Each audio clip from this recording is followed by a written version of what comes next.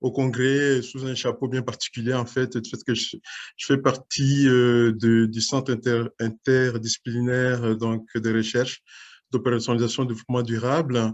Même, bon, par contre, donc, en ce qui concerne cette présentation, c'est au titre du directeur général de l'organisme Centre 2000. Bon, le programme d'accès en soi fait partie de nos services. Comment je vais procéder? Évidemment, le plan de la présentation qui est là, mise en contexte, exercice d'une profession. Bon, deuxième partie, exercice d'une profession régie par un ordre professionnel, programme d'accès rapide à l'ordre et puis enjeux perspectives. Bon, avant de passer à l'étape mise en contexte, quand même, je reviens sur la présentation de Madame Monica et également de Kalina. Ce que je vais vous présenter, c'est comme si c'est la synthèse des enjeux ressortis dans ces deux présentations de Monica et également de Karina.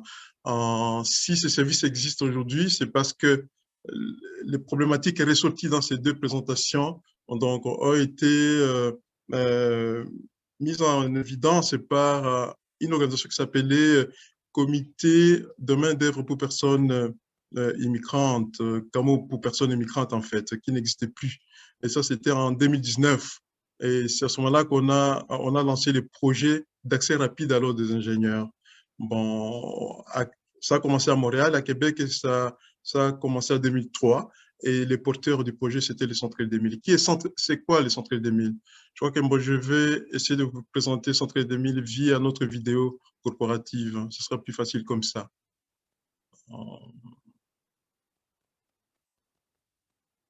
C'est bon, j'espère que je vais retrouver ma présentation.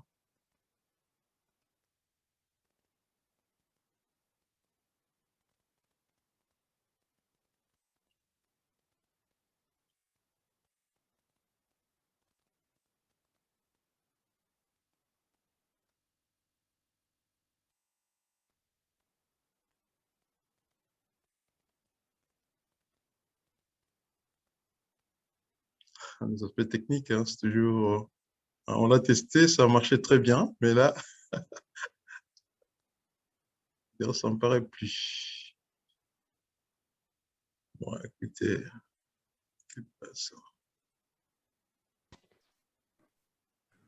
repartager votre écran, Benoît, pour pouvoir avoir accès à la vidéo, mais si ça ne fonctionne pas, vous pouvez plus tard dans la discussion, après votre présentation, peut-être mettre le lien dans le chat vers la présentation vidéo, comme ça tout le monde pourra aller la visionner.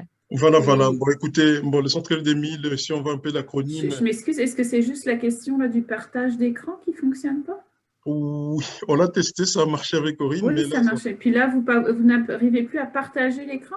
Non. Mais là, on a dans le chat, Marie-France nous a partagé le lien vers la vidéo, Benoît. Donc, okay.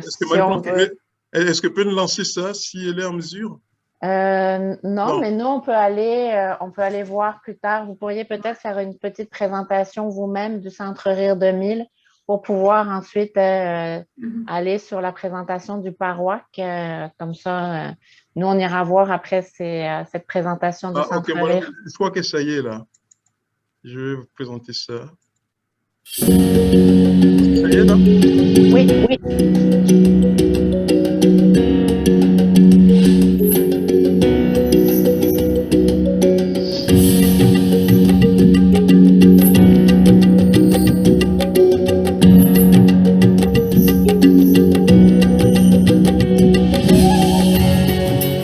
Le Centre Rire 2000 œuvre dans la région de Québec depuis 1996. Cet organisme à but non lucratif a pour mission d'appuyer les jeunes et les adultes des communautés culturelles qui éprouvent des difficultés dans leur cheminement scolaire et académique, ainsi que dans leur intégration socio-économique au sein de la société québécoise. Centre Rire 2000 représente 2000 à 2500 nouveaux contribuables et citoyens à part entière de la société québécoise par le biais de son programme d'accompagnement socio-économique. Par année, le Centre Rire 2000, c'est l'accompagnement et l'intégration socio-économique de 650 à 700 personnes immigrantes et québécoises, membres des minorités visibles, par le biais de ses différents services.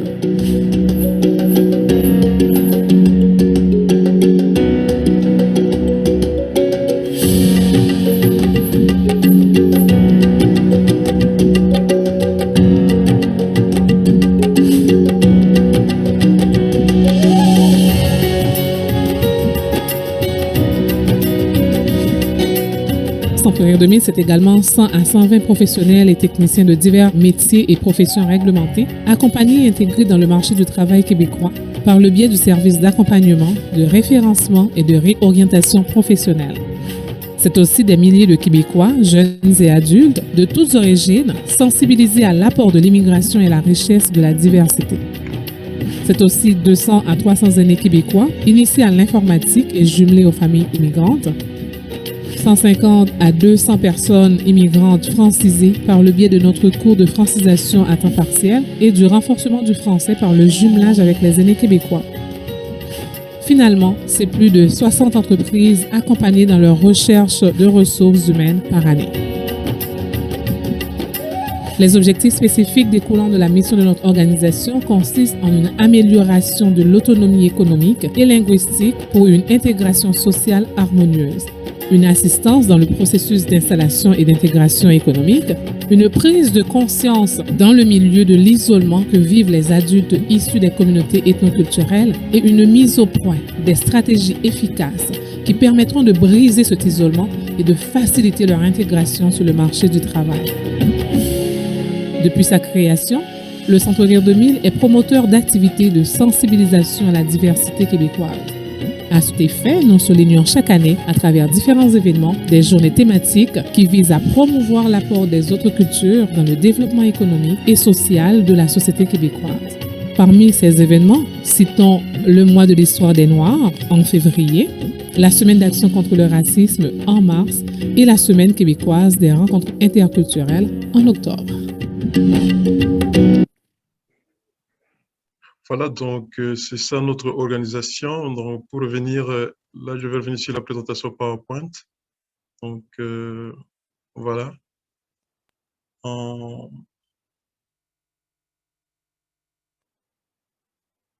Donc, maintenant, les services parois comme tel. Donc, vous avez déjà une idée de c'est quoi le Centre-Rire 2000. Et si je fais les liens avec la présentation de Mme Monica et également de Kalina, donc côté Mme Monica, même si l'étude a porté sur les professionnels formés à l'étranger brésiliens, mais c'est une problématique qui est généralisée en fait. On peut l'étendre à toutes les origines comme telles dans ces parcours d'accès rapide à l'ordre. Bon, en revenant du côté de la présentation de Mme Kalina, donc de l'ordre, donc l'ordre, sa mission vraiment, c'est de délivrer le permis. Donc, si je fais la combinaison des deux, donc il y a maintenant l'accompagnement pour pouvoir arriver à faciliter ce parcours des combattants à ces gens donc, qui décident d'accéder à l'ordre. Et c'est ça qui a poussé le Centre-Rire 2000 à s'impliquer dans ces projets des camos pour personnes immigrantes. Donc, c'est depuis 2003, en fait. Donc, pendant les 18 ans, en fait, nous avons accompagné environ 400 professionnels formés à l'étranger. Et en 2018, donc à l'époque, entre 2003 et 2018, donc les partenaires, c'était l'Ordre des ingénieurs, évidemment. Il y avait l'Université Laval, parce que moi, à l'époque, c'était les Juniorats. Il y avait d'autres partenaires autour, donc les entreprises également aussi qui faisaient partie.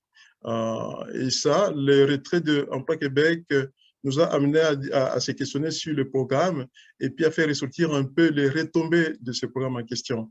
Donc, alors, en 2018, donc 245 professionnels étaient encore inscrits au bottin de l'ordre. Et on avait demandé la question au niveau du salaire. Le salaire moyen annuel était de 54 000 $. Exercice d'une profession, donc, et puis les parcours en question. Donc, bon, je l'ai bien spécifié. Il ne suffit pas d'avoir les diplômes en génie pour pouvoir pratiquer comme ingénieur. Il faut être reconnu par l'ordre. Et pour ça, donc, il y a tout un cheminement, parce que l'ordre, sa mission, c'est de s'assurer que la personne a la formation appropriée, la compétence et les qualités requises. Bon, évidemment, si on démontre tout ça, on arrive à une reconnaissance. Mais c'est un parcours de combattants, ce n'est pas si facile que ça. Bon, la question qui a été posée de savoir comment les gens doivent se préparer pour pouvoir y accéder. Il y a un apport personnel aussi de l'individu, surtout si la personne se trouve encore dans son pays d'origine, parce que l'ordre demande à ce que les gens préparent tous les documents. Et avec l'ouverture de l'ordre depuis 2019, où maintenant on considère également l'expérience professionnelle dans le cheminement. Donc, c'est à l'individu aussi d'aller chercher les documents qui peuvent démontrer très bien l'expérience. Il est question des ingénieurs, c'est important de faire ressortir un peu, bon, pas les cahiers des charges comme tels, mais d'avoir les noms des gens et puis de garder des liens avec les collègues, parce qu'ils soient poser des questions ici. Donc, s'il y a des documents à demander, ce sera plus facile. Même chose pour au niveau des établissements. Monter le dossier, c'est un peu ça les défis également. Et puis, décision à délivrance donc, des permis. Bon, ça, évidemment, si on a réussi comme tel à présenter tous les documents et également à passer tous les examens, c'est les permis. Et c'est lorsqu'on est rentrer en ligne de compte, donc en accompagnant les gens par différents services d'encadrement. Les tutorats avec l'Université Laval, je vais en parler. Il y a également la francisation avec l'aide du ministère de l'Immigration. Il y a aussi des ateliers sur l'employabilité. Donc, on complétait un peu l'étape l'étape qui consiste à aller chercher donc, le permis. Et quand Emploi Québec intervenait, il y avait l'aspect financier également. Hein, la problématique qui est sortie lors de la présentation de Monica. Ce n'est pas évident, les gens, surtout les gens qui rentrent comme étant résidents permanents, ils n'ont pas droit au soutien de première nécessité de Service Québec. Mais dans les cas des parois, Service Québec a fait une exception, Emploi Québec à l'époque, une exception de pouvoir reconnaître ça et de donner quelques allocations. D'où la partie donc, responsabilité de la personne. Les candidats donc, devront non seulement tenir compte donc, du fait qu'il doit remettre les diplômes, mais les préparer. Les certificats d'études, mais préparer évidemment l'université à partir de son pays avant de quitter, si possible évidemment. Les attestations, les relevés des notes, préparer évidemment s'il y a un moyen d'avoir quelqu'un qui sera répondant dans les pays d'origine. Et c'est l'apport que les centres de 2000 amenaient à les accompagnants pour leur faciliter la tâche. Programme d'accès rapide à l'ordre. Pendant 15 ans, donc, nous avons accompagné les personnes avec l'appui de l'ordre, l'appui de l'Université Laval et également l'appui d'Emploi Québec. Ça a beaucoup facilité. Côté financier, Emploi Québec intervenait. Et côté tutorat, hein, c'est l'Université Laval. Parce qu'imaginez-vous quelqu'un qui a travaillé pendant 15 ans dans les domaines, arriver ici, dans le processus, doit passer des examens, mais des examens qui doivent porter sur des connaissances de base. Donc, première année, deuxième année, troisième année. Mais c'est très loin. Hein. Donc, écoutez, même quelqu'un de Québec, et si on lui demande de passer des examens sur les mathématiques actuelles, ce ne sera pas si évident que ça. Donc, le tutorat a été assuré par les professeurs de l'Université Laval, évidemment, permettant aux candidats de réviser les cours techniques dans le but de préparer adéquatement les examens. Le Centre de 2000 est recruté donc, ces participants-là, essayer d'assurer un peu la logistique en travaillant avec le service de formation continue du département de la faculté génie et sciences. Les retombées. C'est sûr qu'avec l'accompagnement, on en arrivait à un taux de réussite de 85% pour le premier examen, donc du mois de mai, et de 95% pour le deuxième examen, donc du mois de novembre. Bon, je ne sais pas si Kalina en a parlé, donc pendant l'année, donc il y a possibilité, il y a des examens donc 2 dates pour les examens, le mois de mai et le mois de novembre. Par contre, pour le même échantillon et sans assistance, les taux de réussite étaient de 45%. Merci Corinne, j'accélère. Le fameux programme en soi, à notre niveau, non seulement on les accompagnait, mais on les préparait également au niveau du marché de l'emploi. Et pour ça, on donne des formations ici chez nous, des applications appropriées donc, dont ont besoin les ingénieurs, AutoCAD, SolidWorks. J'ai parlé du cours de français, j'ai parlé également Bon, il y a aussi la visite en entreprise, donc le lien avec les employeurs. Enjeux et perspectives. Pour les migrants, ça a été soulevé dans la présentation de Madame Monica. Il y a l'aspect financier, la famille et tout ça, et ce n'était pas si évident que ça pour les personnes immigrantes.